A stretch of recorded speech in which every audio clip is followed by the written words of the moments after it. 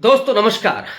उत्तर प्रदेश की राजनीति में ओम प्रकाश राजभर की हैसियत भले ही कितनी भी छोटी क्यों ना हो, लेकिन वो अपने बड़बोलेपन के कारण हमेशा सुर्खियों में रहते हैं और पूर्वांचल के 2, 3, 4 जिलों में तो उनका अच्छा खासा प्रभाव भी है। एक उनके पास मजबूत कैडर भी है और यही वजह है कि आज की राजनीति में वो हर सत्ता और विपक्ष दोनों के साथ अपना तालमेल बिठाने के लिए बार्गेनिंग कर लेते हैं।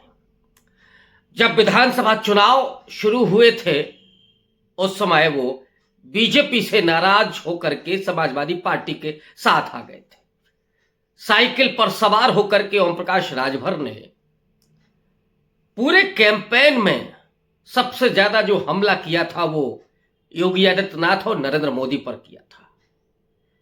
नरेंद्र मोदी को तो वो देश का झूठा नंबर 1 कहते थे और योगी को झूठा नंबर 2। इतना ही नहीं, योगी को तो वो वापस मठ में भेजने और उनको घंटा बजाने के लिए कह रहे थे कि हम उनको भेज देंगे। हालांकि जब वो समाजवादी पार्टी छोड़ करके फिर से बीजेपी के साथ चले गए तो उन्होंने अखिलेश यादव को सैफई भेजने का फरमान जारी कर दिया। खैर, इसी बड़बोलेपन के कारण ओम प्रकाश राजभर अक्सर सुर्खियों में रहते हैं।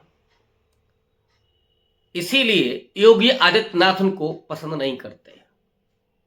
ओम प्रकाश राजभर की गोटियां फिट हुई हैं अमित शाह के जरिए बीजेपी में और यही कारण है कि लंबे समय तक मंत्रिमंडल लटका रहा, उसका विस्तार लटका रहा। अभी 2 दिन पहले ही ओम प्रकाश राजभर और दारा सिंह चौहान को मंत्री बनाया गया।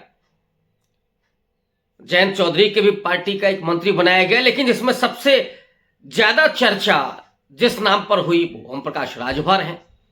और जब ओपी राजभर शपथ ले रहे थे उस समय योगी आदित्यनाथ के चेहरे पर नूर नहीं था, खुशी नहीं थी। वरना योगी आदित्यनाथ तो मठाधीश हैं और जाहिर तौर पर एक आध्यात्मिक नूर उनके चेहरे पर होना ही है, होता ही है, होना ही चाहिए। लेकिन ओम प्रकाश राजभर और दारा सिंह चौहान को योगी आदित्यनाथ पचा नहीं पा रहे थे। लेकिन लोकसभा चुनाव की जो गणित है, जो रणनीति है और जो नंबर 2 को लेकर के बीजेपी में जो सीधा संघर्ष चल रहा है, उसकी शहमात के गेम में ही ओम प्रकाश राजभर और दारा सिंह चौहान जैसे लोग अपनी गोटियां सेंकते हैं। उसका फायदा ओपी राजभर को मिला और ओपी राजभर जैसे ही मंत्री बने उन्होंने फिर से दहाड़ना शुरू कर दिया और इस बार तो कुछ ज्यादा ही उन्होंने चुनौती दे डाली। जो उन्होंने कहा उस पर तो हम बात करेंगे ही और उसका विश्लेषण भी करेंगे। उसके पहले मैं थोड़ा सा ओम प्रकाश राजभर की पृष्ठभूमि की तरफ आपको ले चलता हूं। ओपी राजभर ने राजनीति शुरू की थी मान्यवर कांशीराम के साथ। वो कांशीराम जिन्होंने दलित, पिछड़ा, अल्पसंख्यक को मिला करके एक बहुजन मूवमेंट खड़ा किया था, बहुजन राजनीति की शुरुआत की थी, एक सांस्कृतिक आंदोलन छेड़ा था और जिन जातियों को, जिन समूहों को, जिन समुदायों को ठीक से वोट डालने का भी अधिकार नहीं मिला था, कई बार उनका वोट दबंग लोग डाल लिया करते थे और उनको भगा दिया करते थे, उन लोगों के भीतर मान्यवर कांशीराम ने वो वोटिंग राइट पैदा किया, सामाजिक चेतना पैदा की, जागरूकता पैदा की, संविधान और लोकतंत्र का सपना दिखाया और इन तमाम पिछड़ी जातियों, अति पिछड़ी जातियों, दलितों के भीतर, पसमानदा के भीतर वो राजनीतिक ताकत का एहसास कराया और वहीं से इन तमाम जातियों के भीतर से उन्होंने लीडर पैदा किए। और ये दिखाता है कि समाज के भीतर वो प्रतिभाएं कितनी मौजूद थीं, बस उनको अवसर नहीं मिल रहे थे। कांशीराम ने वो अवसर भी दिए और उसी में से सोनेलाल पटेल हों, ओम प्रकाश राजभर हों, स्वामी प्रसाद मौर्य बाद में निकल करके बाबू सिंह कुशवाहा हों, इन सब की दिग्गज मायावती। लेकिन कुछ असहमतियां भी, और उसी वजह से सोनेलाल पटेल भी दूर हो गए। बाद में चल करके ओम प्रकाश राजभर भी दूर हो गए और उन्होंने बीएसपी से दामन छुड़ा करके अपनी पार्टी लॉन्च कर दी, सुभाषपा पार्टी बनाई। और पार्टी का उन्होंने जो अपना रंग, वो पीला गमछा पूरे पूर्वांचल में ओम प्रकाश राजभर की पार्टी की बड़ी पहचान है। और अब तो अगर हम ये कहें कि पूरे उत्तर भारत में वो पहचान बन रही है तो इसमें कोई अतिशयोक्ति नहीं होगी। लोग जानने लगे हैं और ओम प्रकाश राजभर को पियर का चाचा कहा जाता है। और इसी बड़बोड़ेपन के कारण वो पियर का चाचा कहे जाते हैं, उनकी बात दूर तक जाती है, भले ही मैंने कहा राजनीतिक हैसियत उनकी कितनी भी छोटी क्यों ना हो।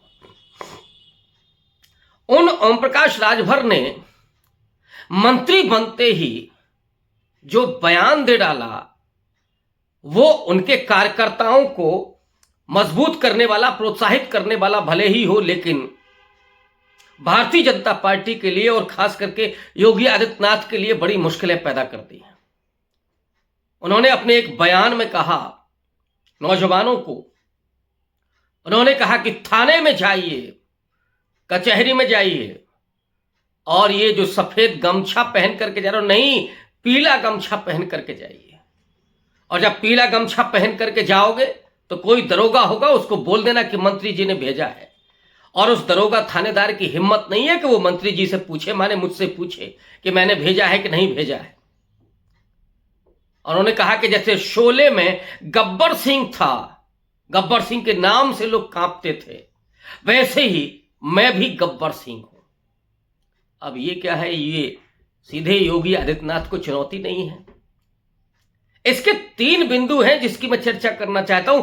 पहला बिंदु है, उन्होंने कहा कि ये सफेद गमछा नहीं, पीला गमछा डाल करके जाइए। आजकल को उत्तर प्रदेश में लोग भगवा गमछा डाल करके निकल रहे हैं और ओपी राजभर सफेद गमछा की बात कर रहे। खेल कुछ और है। ओपी राजभर ने यह नहीं कहा कि आप भगवा गमछा डाल करके मत जाइए, पीला गमछा डाल करके जाइए, सफेद कह दिया। सीधे तौर पर उस भगवा गमछे को, जो आज ताकत का प्रतीक माना जा रहा है, सत्ता के नजदीकी का प्रतीक माना जा रहा है, जिससे लोग कानून और व्यवस्था से परे अपने आप को मानते हैं, लेकिन ओम प्रकाश राजभर उसके समानांतर एक अपनी सत्ता खड़ी कर रहे हैं। और उन्होंने सीधे कहा कि पीला गमछा डाल करके जाइए और थानेदार से कहिए कि मंत्री ने भेजा है, मंत्री जी ने भेजा है। और उसकी इतनी हिम्मत नहीं है कि वो मंत्री जी से पूछ ले। और फिर ये भी कहते हैं कि जैसे शोले में गब्बर सिंह था, वैसे ही मैं गब्बर सिंह हूं। ये ओम प्रकाश राजभर जो कह रहे हैं, पहली बात तो ये कि जिस राज्य में एक परसेप्शन हो कि साहब यहां तो कानून व्यवस्था बड़ी दुरुस्त है, हालांकि इसमें कोई सच्चाई नहीं है। रोज जिस तरह की जघन्य घटनाएं सामने आ रही हैं, उससे यह लगता है कि उत्तर प्रदेश का जो ये छद्म है वो पूरे तरीके से बेपर्दा हो चुका है। जिस रामराज बुलडोजर न्याय की बात होती है, वो कुछ लोगों के लिए केवल उसका उपयोग होता है। माइनॉरिटी हो, यादव हो या कुर्मी हो, इनके लिए उनका इस्तेमाल होता है। तो पिछड़े, दलित और अल्पसंख्यकों पर यह बुलडोजर न्याय चलता है। लेकिन आपने नहीं सुना होगा कि किसी सिंह पर, किसी इस पर बुलडोजर चल गया हो, नहीं चला। लेकिन एक परसेप्शन बनाया गोदी मीडिया ने कि साहब उत्तर प्रदेश में तो राम राज्य है। हाथरस में क्या हुआ देखा गया। उस वाल्मीकि समाज की बेटी को न्याय आज तक नहीं मिला, उसके परिवार को नौकरी आज तक नहीं मिली, जबकि विधानसभा में इस बात को कहा गया था और उसी को विधानसभा में ही वो मुकर गए। वो परिवार आज भी डर करके जी रहा है।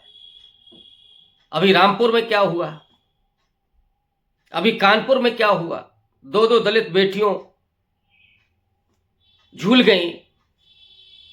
तो ये जो हो रहा है वो इसको पूरे तरीके से ध्वस्त करता है। लेकिन मुख्यमंत्री योगी जी तो यही कहते हैं कि साहब यहां तो बड़ा मजबूत कानून व्यवस्था है। अब उसके सामने जब ओम प्रकाश राजभर ने यह कहा कि पीला गमछा डाल करके चले जाना और कह देना कि मंत्री जी ने भेजा है तो कुछ भी करा लीजिएगा, तो ये तो सीधे योगी आदित्यनाथ को चुनौती दी जा रही है। क्या ओपी राजभर को कहीं से शह मिली हुई है? और शह का मतलब मैं कह रहा हूं कहीं शाह से तो शह नहीं मिली हुई कि योगी आदित्यनाथ को कमजोर करना, उनको नीचा दिखाना, यह कहीं खेल तो नहीं चल रहा है? क्या पूरी कानून व्यवस्था जो भी इस परसेप्शन में है उसको ध्वस्त करने का खेल तो नहीं खेल रहे हैं ओपी राजभर? और या फिर केवल अपने कार्यकर्ताओं को बूस्ट करने के लिए इस तरह की भाषा का इस्तेमाल किया जा रहा है कि मैं तो गब्बर सिंह हूं?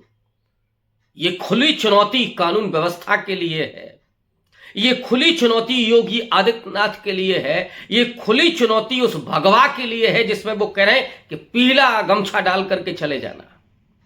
और देखते हैं कौन थानेदार कौन क्या करता है, कौन क्या कहता है, बस कह देना कि मंत्री जी ने भेजा है। ये ओपी राजभर की जो भाषा है वो भाषा यूं ही नहीं है, इसके अपने मायने भी हैं। और ये मायने ये हैं कि क्या योगी आदित्यनाथ पर शिकंजा कसने की तैयारी हो चुकी है? क्या उन्हें लोकसभा चुनाव बीतते बीतते इतना कमजोर कर दिया जाएगा कि फिर चाहे जो करें? अगर 24 में मोदी जी रिपीट हो गए तो, हालांकि इसकी उम्मीद अभी नहीं दिख रही है। तो योगी जी को कमजोर करने के लिए ओपी राजभर इस तरह के बड़बोले बयान दे रहे हैं। देखते हैं कि राजनीति में होता है क्या। मैं आपको रूबरू कराता रहूंगा इन्हीं तमाम मुद्दों से। शुक्रिया।